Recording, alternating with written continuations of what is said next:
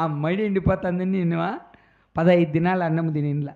15 దినాలు అన్నం తినకుండా ఏమి తిని బతికినవరా? ఇడ్లీ, దోశ, వడ, చపాతి, పూరి, పొంగలు, ఊతప్పము, కంది పేల్చారు, ఉడం పేల్చారు, అనప పేల్చారు, శనగ్గింజల చట్నీ అట్లాంటివి తింటా. నీకు ఇంకేం రాగమరా? కావాల్సినవి చేస్తాండవో. ఇంకా మధ్యాహ్నప్పుడు బొచ్చు మిఠాయి తింటా అంటే. బొచ్చు కదవా పీచు మిఠాయి.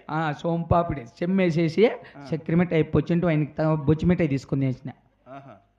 బొచ్చు మిఠాయి పీచు మిఠాయి అయినా నేను మడి ఎండిపోతాను నేర్చుకుంటా అంటే ఈ మదనపల్లి ఆడోళ్ళు చూసి రాశంకర ఏడ్సద్దని చెప్పి 60 మంది ఆడోళ్ళు సంఘమిత్రకు ఫోన్ చేసి 6 ఆటోల్లో 3 బ్యాంకుల్లోకి పోయి ₹1 ఎత్తుకొని వచ్చినారు.